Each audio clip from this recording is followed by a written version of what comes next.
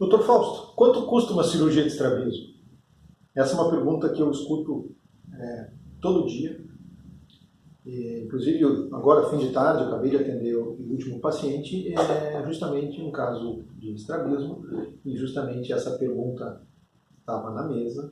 E eu estou aproveitando, então, para trazer essa informação para fora do consultório, das coisas que eu escuto e que eu explico dentro do consultório, para ajudar mais e mais pessoas a entenderem como funciona o estrabismo, como é que isso pode ser resolvido. Então hoje eu vou falar quanto custa a cirurgia de estrabismo. E na verdade o que eu explico no consultório é o seguinte: a primeira coisa que a gente tem que entender é quanto que vale ou quanto que é importante resolver a cirurgia de estrabismo. E isso só quem tem estrabismo que consegue medir. Por mais que eu queira e que eu entenda do assunto, eu não consigo sentir o que uma pessoa com estrabismo sente, o quanto que se incomoda. Aquelas pequenas coisinhas do dia a dia que a gente sabe que acontecem com quem tem estrabismo. Então, muitas vezes aquele silêncio constrangedor em que a outra pessoa percebe e não comenta. Quem tem estrabismo tem um radar que identifica esses momentos. Então, consegue saber várias vezes durante as conversas do dia a dia aquela pequena hesitação da outra pessoa em, puxa vida, acho que ele tem o olho desviado, eu acho que não tem. Aqueles segundos que, quando a gente vê uma pessoa com estrabismo, a gente fica pensando, eu acho que tem alguma coisa no olho dessa pessoa. A pessoa com estrabismo tem um radar que percebe isso, e isso vai cutucando lá dentro. Então, resolver esses pequenos desconfortos diários é importante. Só que quem sente isso é quem tem. A gente pode imaginar, pode tentar, mas não sabe o quanto que isso incomoda. E isso se reflete de maneiras maiores. Muitas vezes o estrabismo, quando tem o olho desviado, acontece de estar conversando com alguém, numa roda de pessoas, e alguém dizer, não, olha para mim, tu estava olhando para outra pessoa. Então, na verdade, um olho para frente, um olho para o lado, dá a sensação de que está olhando para o outro lado e chega a chamar a atenção, não, olha para mim, eu estou conversando contigo, tu está olhando para o outro. Pessoa que tem estrabismo, aquilo é uma facada no coração, porque ela estava olhando, estava prestando atenção, mas o estrabismo apontando para o outro lado atrapalha, né, a relação social. Pessoas que trabalham com público, uma conversa dinâmica com o público, com estrabismo é extremamente desafiador enfrentar, dia após dia, pessoa após pessoa, esse tipo de situação. Uma hesitação, um comentário, uma olhadinha estranha. O radar está ligado e ela sente tudo isso. Isso vai acumulando, chega um momento que transborda. Então a pergunta que se faz, mais do que quanto custa a cirurgia, é quanto que vale resolver a vida nesse aspecto. Solucionar esses pequenos entraves de relacionamento que acontecem no dia a dia e que são cumulativos. Ou quanto que vale não ser eliminado numa entrevista de emprego.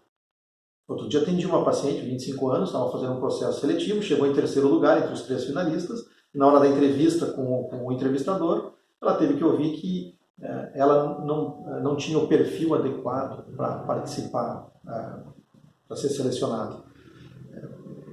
Por causa do estrabismo, não foi dito, mas foi sentido. Né? Então, chega a valer emprego, o estrabismo, e isso incomoda. Então, o quanto que vale para ti, que tem estrabismo, poder corrigir isso? Esse é um ponto. Segundo, muitas vezes, isso para adulto, para criança, é difícil a criança verbalizar, ou ela se dá conta, eu tenho estrabismo, estou sofrendo bullying. A criança pequena não consegue contar isso, mas ela sente. E quanto que vale para um pai ou para uma mãe poder tirar esse peso de bullying da criança? E é um bullying muitas vezes velado. Muitas vezes a criança vai lá, aponta o dedo no olho e bota apelido mesmo, mas muitas vezes não existe isso. Existe aquela conversa paralela, que quando chega a pessoa, muda o assunto, desconversa. E quem tem estrabismo sente isso. A criança que está sofrendo esse bullying, ela sente isso, mesmo que ela não consiga contar. E quanto que vale para um pai ou para uma mãe, para a família, conseguir tirar esse peso das costas da criança que está sofrendo isso sem culpa nenhuma, ela não escolheu. Isso caiu. Não nada que se faz ou que se não se faz, simplesmente a natureza escolheu assim, mas tem uma solução diferente. Isso é importante, saber que pode se tirar. Ou para um bebezinho, uma criança pequena, saber que a gente pode evitar que ela sofra na idade escolar, que ela sofra o bullying, que ela sofra a discriminação na adolescência, que ela sofra nas entrevistas de emprego ou nas relações no futuro. Quanto que vale para a família poder tirar uma criança pequena desse caminho e dar para ela um caminho de normalidade? Então, esse é o primeiro ponto que tem que ser estabelecido pela família ou por cada um que queira resolver o problema de estrabismo. Quanto que vale resolver esse problema para o resto da vida? E esse é um valor, eu acho que isso tem que ser pensado como se dinheiro não fosse um problema. Se tivesse, sei lá, ganhou na Mega Sena, ganhou 3 vezes na Mega Sena, tem milhões no banco, tudo tem um certo valor. Sei lá, por exemplo, se eu vou comprar uma caneta Bic, que é uma caneta comum, normalmente eu vou pagar 3, 4, 5 reais. Agora, se eu tiver minha conta do banco lá, milhões e milhões, talvez eu pague 10, talvez eu pague 20, 50 reais, talvez eu pague 100 reais. Mas vai chegar vai chegar um momento que eu vou dizer, não, 1.000 reais não. Mesmo que dinheiro não é um problema, essa caneta Bic não vale 1.000 reais. Então existe um ponto, cada um tem o seu. Quanto que vale resolver o estrabismo, de maneira que a gente evite o bullying, evite a pressão da adolescência, a discriminação, evite perder oportunidades de emprego, relacionamento social. Quanto que vale resolver o estrabismo para o resto da vida se dinheiro não for um problema? Esse é um número que tem que ser estabelecido antes de qualquer conversa. E esse é um número muito pessoal. Só quem tem estrabismo consegue definir o quanto que isso vale. E, na verdade, quanto mais secreto for esse número para ti, melhor. Mais ele vai te permitir ter um valor de comparação depois. Então, a primeira coisa que eu sugiro é que a família determine para a criança, ou que cada um determine para si, qual o real valor da cirurgia do estrabismo. Para mim, ou para cada um. E esse é um valor, quanto mais secreto ele, melhor. Mas quanto mais verdadeiro, melhor. Se dinheiro não for um problema, quanto vale a minha cirurgia de estrabismo? Se dinheiro não for um problema, quanto vale a cirurgia de estrabismo para minha filha ou para o meu filho? Se eu puder resolver isso e o dinheiro não for um problema, quanto eu pagaria? Aí sim, esse é o primeiro passo. O segundo passo.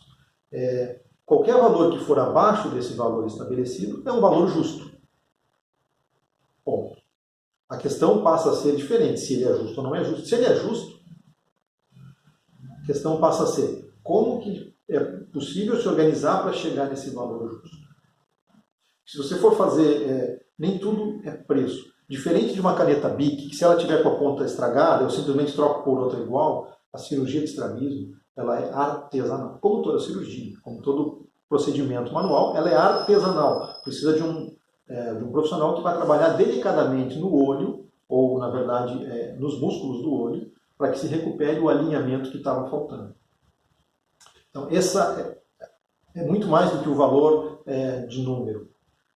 O importante, se dinheiro não for um problema, dentro dessa faixa que é um valor justo, que cada um define a sua, é importante encontrar um profissional que dê a segurança e a tranquilidade e a confiança necessária para se chegar no resultado. O difícil é que se só vai saber se o resultado deu depois. Então essa decisão tem que ser tomada sem ter o resultado em mãos. Como chegar nisso? Como saber se o profissional escolhido ele tem a confiança necessária? Eu posso depositar a confiança nesse profissional? Algumas maneiras. Primeiro conhecer o profissional. E aí tem médicos e médicos. Tem médico que atende mais rápido, tem médico que atende mais devagar, tem médico que dá mais atenção, tem médico que conversa mais, tem médico que conversa menos, tem médico que a gente entende, tem médico que fala e a gente não entende. Isso vamos dizer assim, é uma relação de duas pessoas, o profissional e o paciente ou a família. Tem que acontecer essa ligação, porque é nessa ligação que se origina a confiança e a possibilidade de resolver problemas.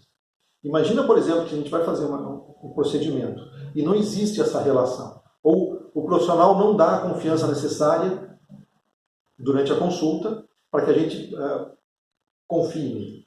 Se nessa hora da consulta, em que a família está presente, ou que a gente pode estar em condições de igual para igual para conversar, já não acontece uma relação de confiança, imagina como isso pode ser depois, no momento que o profissional está sozinho na sala de cirurgia, ou sozinho, não, com outros profissionais, mas ele está dominando a situação na sala de cirurgia e você não pode fazer nada.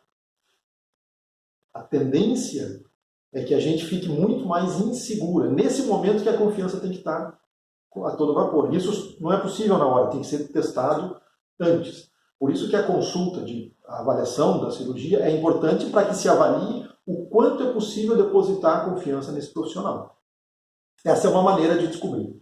A outra é perguntando para outros profissionais correlacionados. Por exemplo, como quem não quer nada, mas conversar com a secretária do médico, conversar com outros profissionais que estejam no ambiente de trabalho, o porteiro do prédio. Se esse é um profissional de confiança, as pessoas vão ter boas opiniões a respeito. Se esse é um profissional de pouca confiança, provavelmente o nível de resposta vai ser diferente. Então começa a sondar outras pessoas envolvidas no ambiente de trabalho do profissional. E o terceiro vamos dizer assim, se informar com outros pacientes que já passaram pelo profissional. Mas às vezes é difícil a gente saber quem já é, até por causa do sigilo médico, não se divulgam, né, nomes de outras pessoas para que a gente possa opinar. Mas muitas vezes se consegue numa pesquisa da internet, opiniões de pessoas que colocaram, e a gente pode saber, sim, mais e mais com a tecnologia hoje, saber pela internet se o profissional tem uma boa ou uma não tão boa reputação.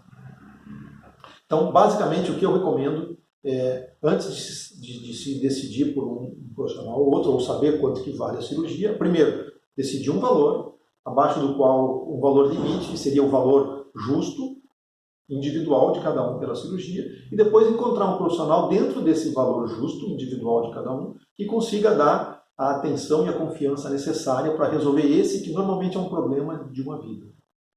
Tá? Sobre o preço, número, né? É impossível falar em vídeo isso, porque cada cirurgia é uma cirurgia e isso depende da avaliação que é feita no consultório e do planejamento que vai ser feito para a cirurgia. Então, cada caso é um caso e não tem como a gente dar orçamento ou valores de outra maneira que não seja após uma avaliação bem feita do caso. E cada caso é um caso, o valor de um não necessariamente vai ser equivalente ao valor de outra pessoa, tá? Para o mesmo profissional ou entre profissionais. Por isso que é importante ouvir uma opinião de confiança. Então, sobre o valor da cirurgia, é isso que eu digo dentro do consultório e depois eu faço o planejamento individual em cada caso, passo o orçamento em números para cada pessoa, mas aí isso é individual, não tem como generalizar. Tá? Por hoje é isso. Um abração. Tchau, tchau.